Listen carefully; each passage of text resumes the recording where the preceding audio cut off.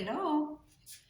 Bueno, pues vamos a empezar nuevamente con la historia de Japón. Toda esta historia que hemos ido caminando a través de los eventos que les ocurrió en su eh, transitar a través de la historia, vamos viendo todos los obstáculos que van venciendo y que cuando Japón se abre a Europa, y que va a tener esa invitación de Estados Unidos en que se abra al comercio, porque les dice que él, al final de cuentas, nada más les va a ofrecer comercio, pero que viene atrás otras potencias, entre ellas Inglaterra y Rusia, pero que ellas vienen con otros conceptos, el concepto de civilización, el concepto de colonización, el concepto de expandirse, toda esa situación que tiene que estar enfrentando Japón y que va a tener eh, una, pues una proyección a nivel de que va a tener que decidir si se sale, si se impone, o a través de esos conceptos que tiene bien marcado de lo que le depara el destino, Japón va a abrirse, pero va a tener también muchos aspectos que reformarse. Ya vimos que tuvo que escoger un modelo en el que fue a Francia, vio que ellos a sus emperadores los decapitaban, fue a Inglaterra y vio que tenían que hacer una consulta a un parlamento y que pues ellos no estaban acostumbrados a ese tipo de modelos. Más adelante van a ir a Alemania. En Alemania van a encontrar algo muy afín a lo que ellos les gustaba, todo ese poder de autoritarismo total que iba en cierta forma apegado a sus conceptos con sus emperadores japoneses. Y aquí vamos viendo cómo a través de todo este caminar van a ir haciendo toda esta situación. Vamos viendo cómo toda esta reforma educativa que es la que va a hacer primordial en este acontecer, vamos a darnos cuenta cómo van a ir aboliendo toda la moneda, porque va a haber un cambio de moneda. En las antiguas monedas las van a retirar de circulación porque en 1868 va a entrar el yen. El yen que va a ser en una tienda de moneda en Okazaki, se va a abrir una casa de moneda en la que se va a centralizar todas las cuestiones económicas que tienen que ver con la moneda. Van a haber todas esas reformas fiscales, van a adoptar el calendario gregoriano, porque recordarán que en Oriente, que en Europa, venían manejando el calendario juliano, que ese se venía arrastrando en Occidente, en el cristianismo, en la época de Roma, estaba todo ese calendario juliano, y que aquí van a ir haciendo esa ruptura. Recordarán cuando hablamos de la ruptura, cuando hablábamos de la historia de Rusia, en la que mencionábamos esa ruptura que tuvo la Iglesia Ortodoxa de Oriente con la ruptura de la Iglesia Romana de Occidente. Ahí se hizo esa ruptura y ahí se establecieron ese tipo de calendarios. Toda esta reforma que había tenido que ver con el Papa Gregorio y que va a entrar a Oriente constituyendo toda ese calendario que se va a manejar, que es el calendario juliano, en el que vamos a ver la diferencia, una diferencia de 13 días que hace la diferencia entre el mundo papal de Roma y el mundo ortodoxo juliano. Cuando estamos conscientes de todos estos cambios que está adoptando Japón y que en el papel donde se vinculaba con la forma de irse alineando, de irse vinculando con todos los conceptos, aquí van a empezar a tomar los conceptos que trae Oriente, que trae Europa, y que ellos van a tener que adaptarse. Entre ellos va a entrar el ejército, en el que van a usar todos los uniformes de ellos, y que van a ir haciendo sus reformas desde todos los conceptos desde arriba para ir modernizando, y cómo se va a ir haciendo todo ese carácter de tratar de defender y adaptarse a los extranjeros, porque ese era uno de los primordiales problemas que tenía, donde se tenía que amoldar y hacerse en forma de no perder la columna vertebral del teno, que ese era lo que reciclaba todo eso. Al hacer todas estas diferentes adaptaciones, donde van a tener que firmar esos tratados de uniterritorial, en el que se tenía que ir, pues en cierta forma, tratando de que se fuera haciendo pues más afín a la conducta de los japoneses. Aquí vamos a ir viendo cómo toda esta firma de tratados, Inglaterra va a tener conceptos muy ventajosos, así como Estados Unidos, en el que van a hacer sus contratos de tratados, pero siempre con las ventajas hacia ellos. Nada más va a haber un país que les va a dar una igualdad, un equilibrio que les gusta a ellos, que ese país fue México. México, en el que va a tratarlos con una forma honorable,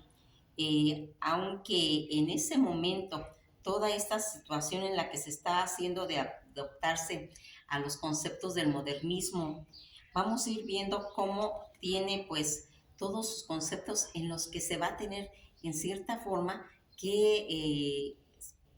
esperarse un poco en todos los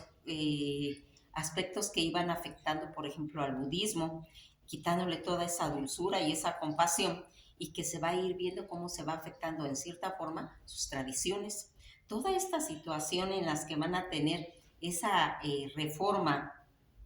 de ir tabulando toda esa descarga de modernismo, en las que va a irse afectando las cuestiones científicas, las cuestiones de comercio, sus conceptos económicos, y que se va a ir convirtiendo poco a poco en una potencia. Fíjense que siempre va a ser importante que nos demos cuenta que las potencias, al irse incorporando, va a tener un parecido con los tailandeses,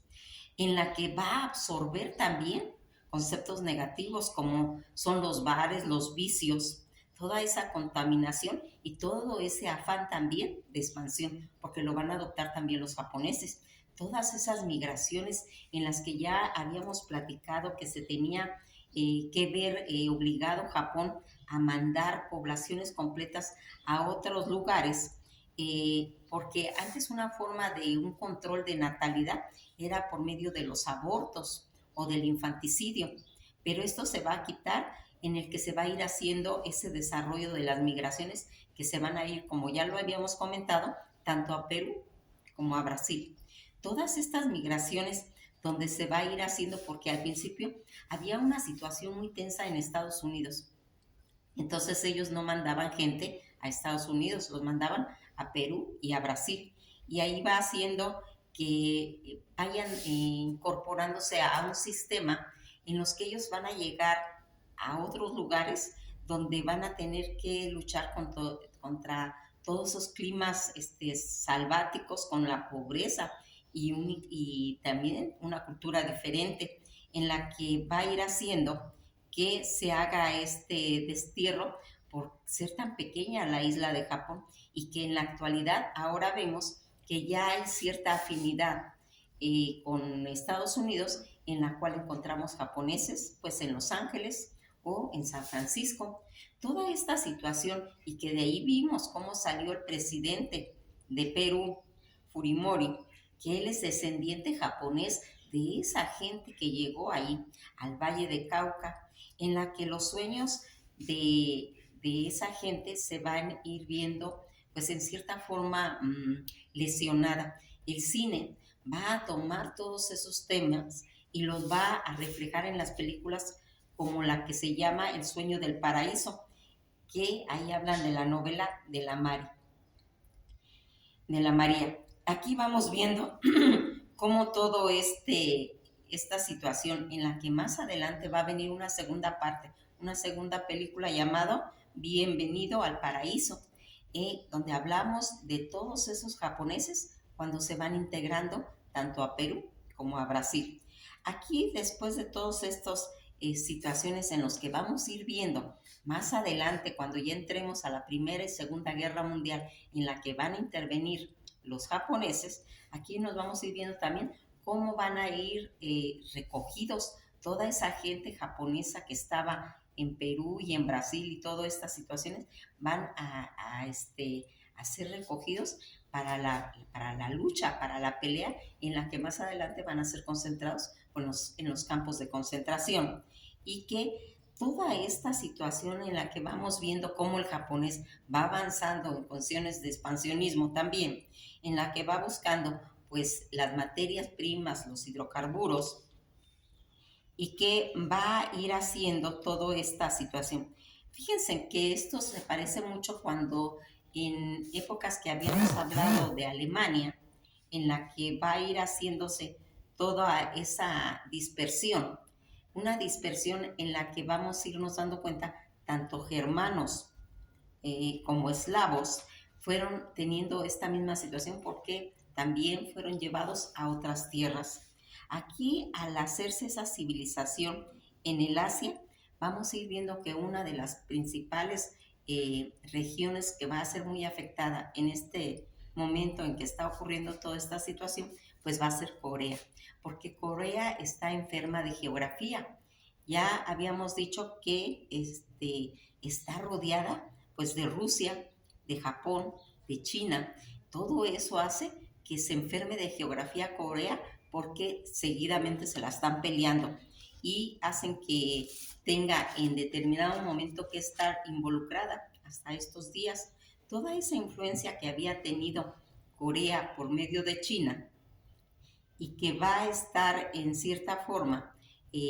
llevada. Ya cuando llega a 1923, todo el territorio que estaba ya en conflicto, alimentado por el odio, vamos a irnos dando cuenta que esto venía ya desde 1921, en lo que se va a ir haciendo todo ese ciclo de expansión, y en la que Japón se va a convertir también en una potencia, y que va a tener que tener una guerra, un enfrentamiento con Rusia. Japón y Rusia van a pelear en la época de la Rusia zarista, en la que va a ser denominado, miren, esta Corea, su nombre Corea, ¿qué quiere decir? Quiere decir país de la mañana tranquila. Esa es su definición que tiene Corea. Como Sri Lanka, que es denominado también un país resplandeciente. Hay un río que limita Corea, que es el río Yalu, que está en la parte de arriba y que va a delimitar en la frontera de China. Pero a un lado tenemos la Manchuria. La Manchuria, que aquí van a estar tratándose de apoderarse Japón y Rusia, van a tener esos enfrentamientos de que Rusia viene con ese proyecto de expansión de llegar a Corea y a Manchuria. Toda esa época, en la época del zarismo, donde Rusia quiere expandirse en todas las situaciones del Pacífico, vamos a ir viendo que Rusia quiere llegar hasta Vladivostok en toda esa situación, porque a veces cuando hablamos de Rusia, ya hablamos de la historia de Rusia, ya lo tenemos bien comprendido. Pues ahora parecería que cuando queremos hablar de Rusia, nos expandemos nada más a la zona occidental de Ucrania, pero no, porque acuérdense que Rusia estaba haciendo un proyecto muy importante, que era el Transiberiano, ese tren que atraviesa todo Siberia y que va a tener ese enfrentamiento con los japoneses, los rusos, en Puerto Arturo, en el que van a pelearse toda esta situación, en la que viene haciendo ya adelante toda esa rebelión que había tenido la Manchuria, y esa rebelión de Taipei. Aquí vamos a ir viendo cómo se va fragmentando, atomizando, y que va a hacer que tenga toda esta trayectoria de expansión. Es muy importante que veamos cómo todo va a ir haciendo en cuestiones de modernismo, en las que habíamos visto que todos los conceptos religiosos y que va a irse expandiendo también a nivel de los ejércitos militares, en los que va a tener un concepto de la rebelión de los Boiser. Eran un grupo de muchachos que traían unas bufandas rojas en las que mataban con espadas, haciendo referencia que el que moría en esa forma era porque no se había preparado bien, porque no estaba adiestrado, y van a ir haciendo toda esta situación. Aquí vamos viendo cómo se va a ir haciendo también a nivel del cine toda una situación con referencia a toda esta, todos estos muchachos que traían esa rebelión en la que en la película más de 500 personas son secuestradas, ejecutada por el actor Charles Heston. Vamos a ir viendo cómo toda esta situación en la que Japón va a ir perdiendo toda esa espiritualidad y que este grupo de muchachos que peleaba por medio de la espada, donde decían que toda esta rebelión que se estaba suscitando, todos estos cambios, era porque el espíritu del viento había perturbado al espíritu del agua y que había caído en un pueblo, porque este movimiento de estos muchachos fue debido a una inundación en la que vamos viendo cómo van a irse pues viendo todas las situaciones que había pasado en China, toda esa introducción del opio y que les habían quitado todas las situaciones financieras y habían agarrado a Hong Kong. Toda esta rebelión de los Boxer era pues en cierta forma meterse con cuestiones rusas y tener problemas graves. Aquí es donde vamos viendo cómo estas dinastías que en Manchú no eran de la dinastía Yang, ellos eran, porque la dinastía Yang era China, ¿sí? Aquí en la caída de la dinastía Chan va a existir una dinastía llamada Fujin. Esta dinastía y el enriquecimiento de materias primas de hidrocarburos, donde Rusia va a hacer esa extensión y esa salida hacia el Pacífico, tratándose de apoderar de Corea y de la Manchuca. Es importante cómo vamos viendo que todas estas tropas van avanzando con intereses de conflicto en las que van a atravesar el río Yalu, que hace, ya les habíamos comentado, los límites de Corea y que en sí más adelante va a estar la Manchuria considerada como el corazón. Toda esta invasión que rompe las flotas rusas y que van a estar vinculadas en la batalla que tuvo Japón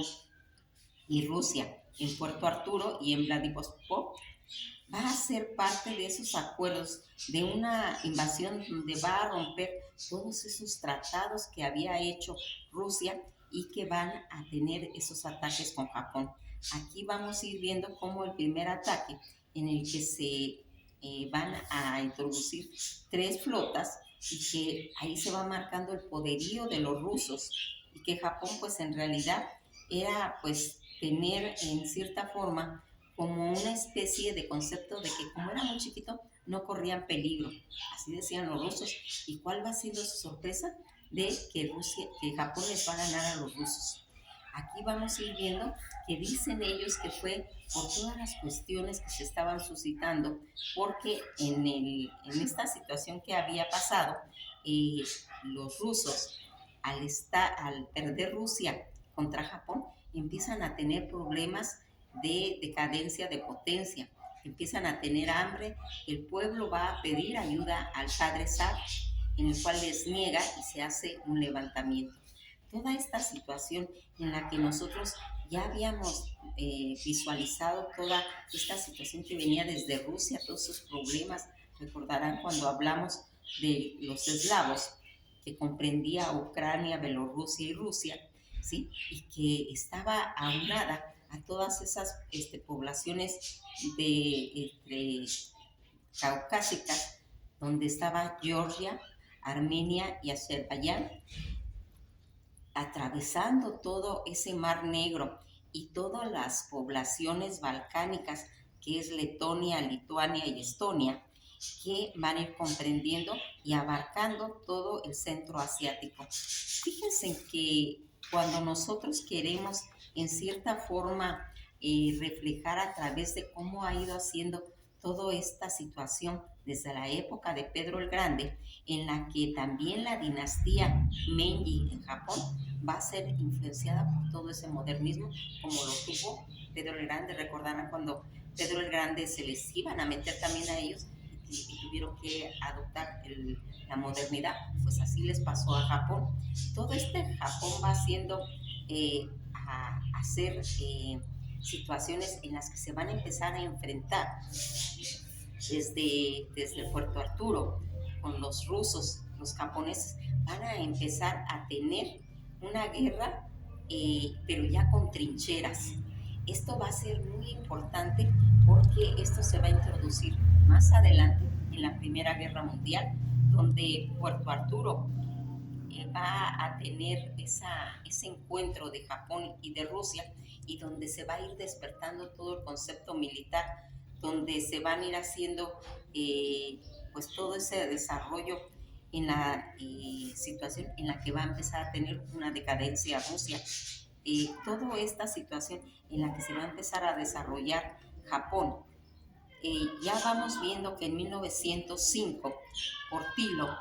va a ir así. Portillo es una fábrica donde se va a cerrar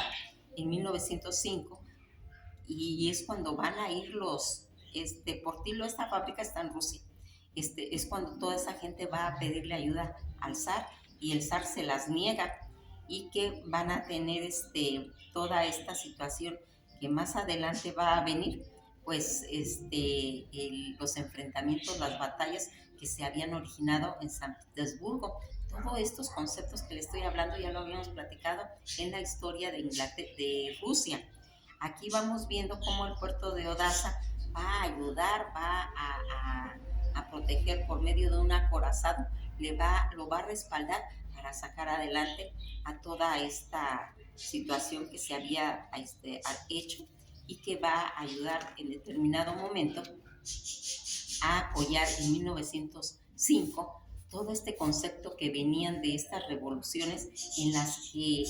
la revolución de Rusia no tenía un proyecto, ¿sí? Aquí habíamos visto cómo estaba el Soviet, y que había estado más adelante liderado por León Tolstoy, y que va a ir haciendo que se conjunte con la rebelión del zar, y que va a derrocarse por aquel levantamiento que había tenido tanto Japón como Rusia, y eso es lo que va a originar que se dé pues toda esta revoluciones 12 años después, que va a ser la Revolución de Febrero, y va a desembocar en la de la Revolución Bolchevique. Toda esta situación en la que matan a más de 1,400 en los escuadrones de matanzas, literalmente, y que van a ir tratando de ir sofocando, en la que toda esta población de Rusia son muertos de hambre, y que van a hacer desembocar más adelante cuando venga la Primera Guerra Mundial. Tanto este punto que va a tener la Revolución de Febrero y la guerra de Revolución Bolchevique, que va a juntarse con tanto el problema que tuvieron en Puerto Arturo los rusos con los japoneses, como el levantamiento que tuvieron con el zar de Rusia. Toda esta situación en la que Japón se va a ir convirtiendo en una potencia. Y aquí vamos viendo cómo Asia va a irse haciendo toda esta disputa, donde vienen las potencias, tanto británicas, en las que los ingleses van a ayudar a los japoneses, y que vamos a ir viendo cómo se van a ir haciendo una alianza, tanto Rusia, Francia, Japón e Inglaterra, que se van a unir geopolíticamente, y que van a tener toda esa situación en cuestión de las islas flotantes. Pues nos vamos a quedar hasta aquí, y vamos a ir analizando poco a poco cómo van a ir entrando a la Primera Guerra Mundial. Que pasen un buen día y nos veremos en la próxima clase.